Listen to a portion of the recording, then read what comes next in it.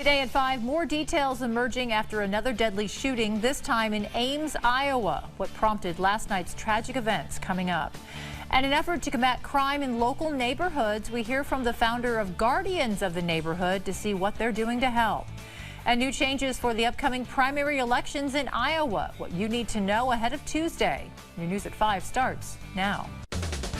Live from the KWQC studio, this is TV6 News at 5. Good evening, I'm Sharon DeRake. Our top story: on the heels of more mass shootings across the country this week, we're learning more in the aftermath of a shooting which left 3 people dead in Ames, Iowa last night. It happened outside the Cornerstone Church on the eastern side of Ames last night. According to police, it was a targeted act of violence against 2 people, 22-year-old Eden Mariah Montang and 21-year-old Vivian Renee Flores. Both women were students at Iowa State University and were at the church for a Bible study.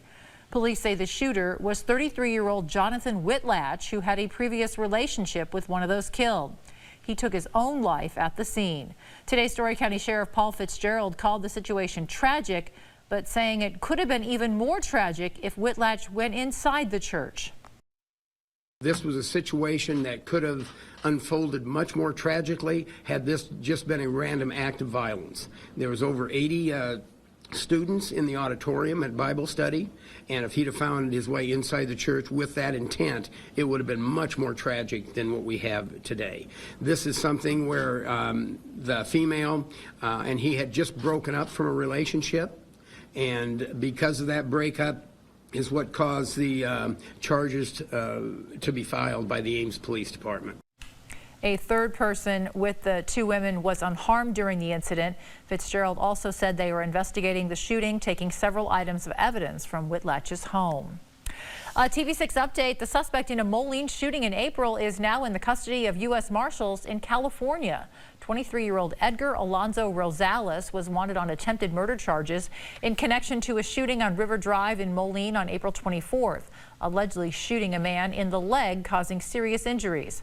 This morning it was announced he was in the custody of U.S. Marshals.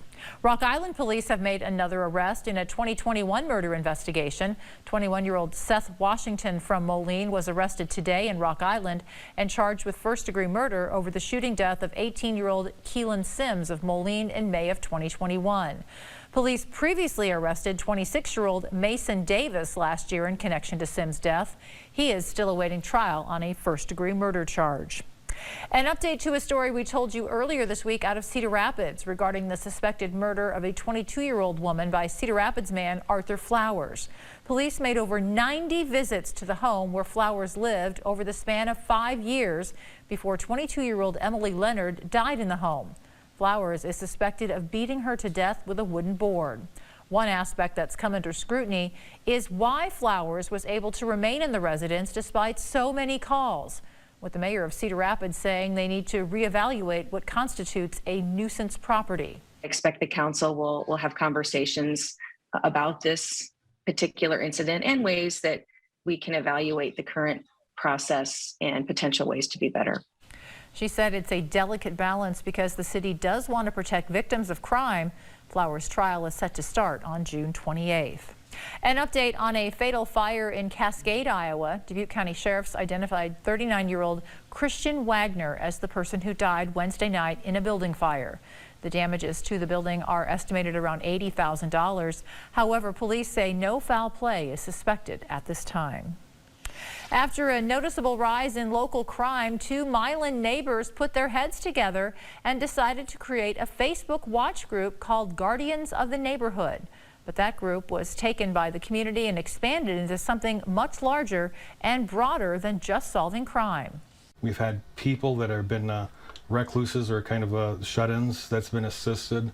We've had found out we had different businesses that was in Milan that nobody else really knew because they didn't have a presence. In about 2 months, we've gone from just Hillcrest Edition to 6 neighborhoods now. Tonight at 6, we'll have an in-depth look into the Facebook pages as well as details on an upcoming event they are holding. All right, let's take a break now and check out our weather forecast because today's been absolutely gorgeous, but it sounds like we could see some raindrops here and there through the course of the weekend. Let's check in with Eric to see the timing on those. Yeah, all good things must come to an end, but we could use the rain. It has been a while, and the grass is getting a little bit dry on my lawn. I know that. We've got plenty of sunshine right now, finishing the afternoon and getting to the early evening hours. You do see some clouds to the west, and they are producing some rain that will track east and mainly stay along and north of Interstate 80. Temperatures right now in the low 80s. We've had as high as 83 in the Quad Cities, now back to 81, with 82 in Princeton and Muscatine, 81 in Galesburg and Burlington. To the north, a little cooler. Mid and upper 70s, from 74 in Dubuque to 78 in Clinton, 75 right now in Galena. The dew points remain very, very low for this time of year, only in the 30s in many locations. That's why the air is feeling so nice and dry, with those north winds providing that nice dry air mass. Coming in around 10 miles per hour, gusting to around 25 at times. Again, the evening should remain clear, but clouds start to build overnight. And by morning time, could have some showers across the area. This is the most updated run of our model, which does drop some rain south of Interstate 80. I think the lion's share will be mainly along and north of the interstate, but we can't rule out some rain in our southern counties. And then in the afternoon, partly sunny skies. Later in the day, can't rule out some more scattered light showers. If you haven't mailed in your absentee ballot for Iowa's primary election, it may be too late. The election is on Tuesday, June 7th, and a recent change in Iowa law requires it arrives at the auditor's office no later than Election Day. But Scott County Auditor Carrie Tompkins says you can still make sure your vote counts. You can go to the polls on Tuesday. You can go to your precinct or poll site, and you can vote there. And what would happen is you'd need to turn that ballot in if you have it, and they would have you open it and surrender it, and then you could vote there in person on Tuesday. Also, the Scott County Auditor's Office in downtown Davenport will have special hours tomorrow for early in-person voting or to drop off absentee ballots. Saturday's hours are 8 to 4. A quick traffic alert starting today. 2 northbound lanes on 24th Street will be closed in Rock Island. It'll be between 4th and 5th Avenue for its emergency sewer repairs. The city says work should be done by Monday, but in the meantime, to follow all posted detour signs where needed. Well, all the bridges leading to Arsenal Island will have lane closures starting this weekend. The Army says it's to wash those bridges. The first will be the Moline Bridge, which will have single lane closures this weekend from 6:30 to 2:30. The Government Bridge and the Rock Island Viaduct will be closed to vehicular and pedestrian traffic next Saturday at the same times to also be washed. Well, looking ahead, exactly 1 month from today, you can watch the annual Red, White, and Boom fireworks extravaganza in downtown Davenport and Rock Island. The bi-state Independence Day tradition will see fireworks launch from 2 barges on the Mississippi at 9:30 on the night of Sunday, July 3rd. There will also be several activities taking place around the show that day. We have a full list over on our TV6 News app and website. May's job report came out today, and there was good news for job growth in the U.S. However, rising prices from gas to groceries continue to be a thorn in the side of Americans. It's jumped above 80 degrees today for those high temperatures, and as we go into the weekend, we'll be likely seeing that chance for some rain come back. We'll have your latest First Alert forecast coming up. You're watching TV6 News with Sharon DeReek.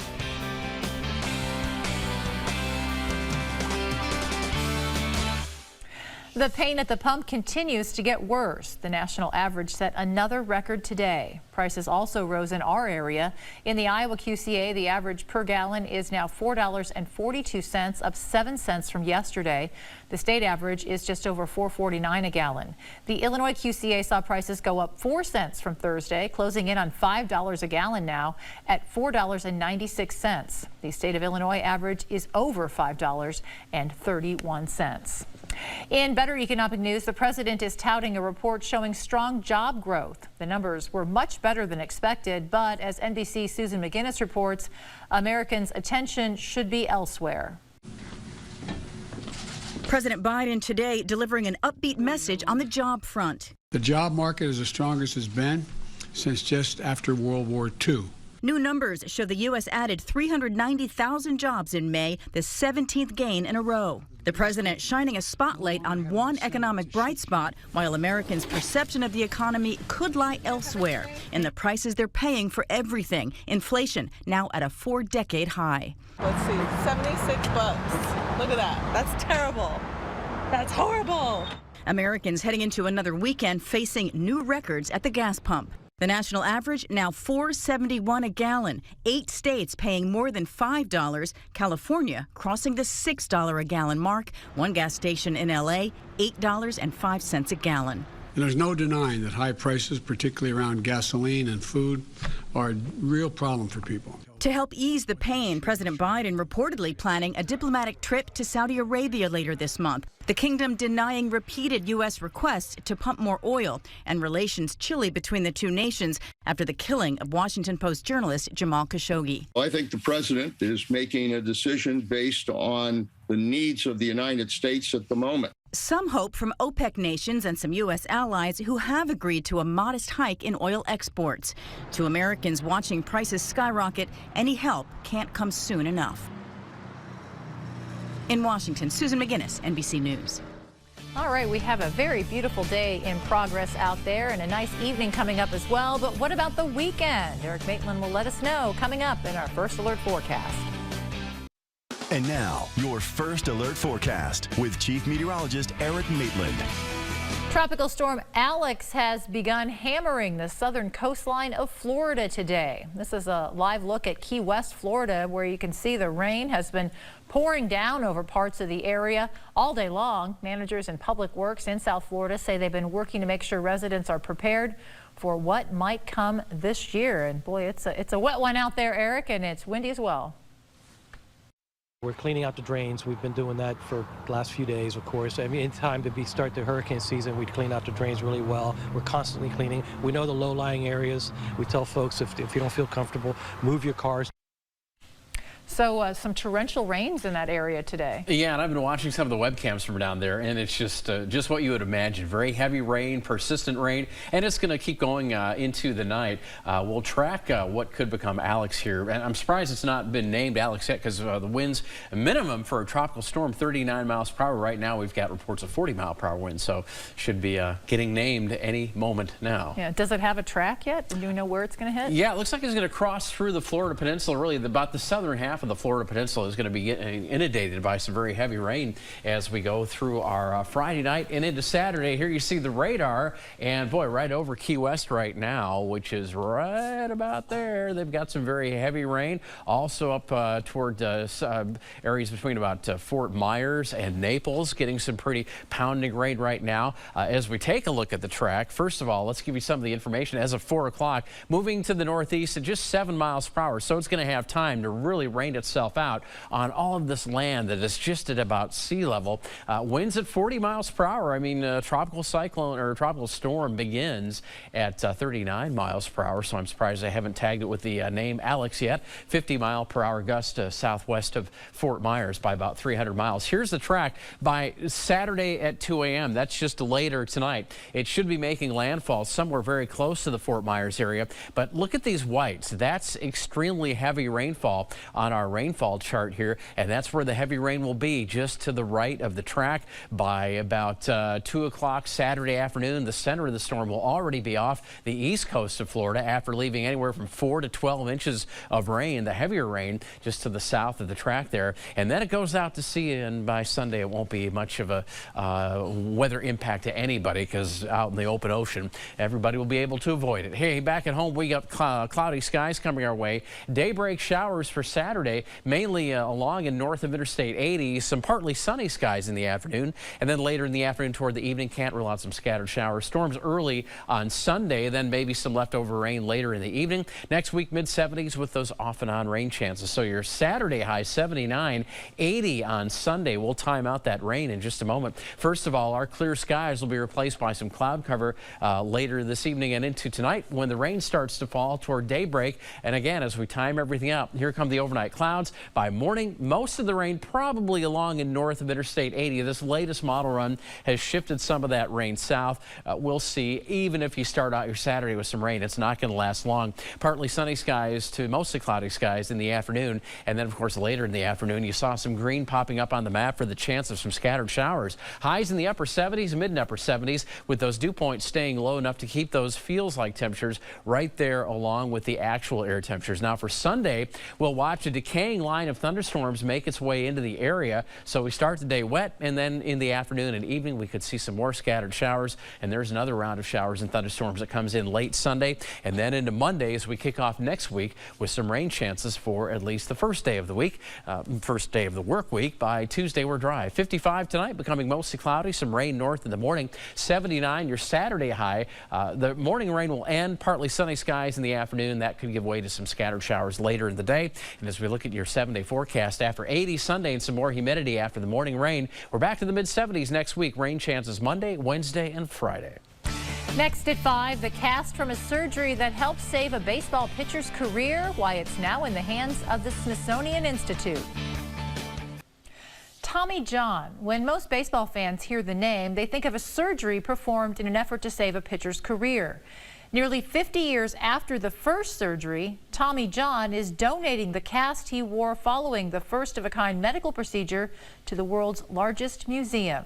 David Aid was there as the cast was handed over. Take me out to the ball game. Surrounded by family, friends, and former teammates. Do you want to know the first autograph on here? Tommy John hands over a nearly 50-year-old cast to the Smithsonian Institute. When you become part of the Smithsonian, what you really are is you become part of America's collective memory. In 1974, Tommy John, then a Los Angeles Dodgers pitcher, injured a ligament in his throwing arm.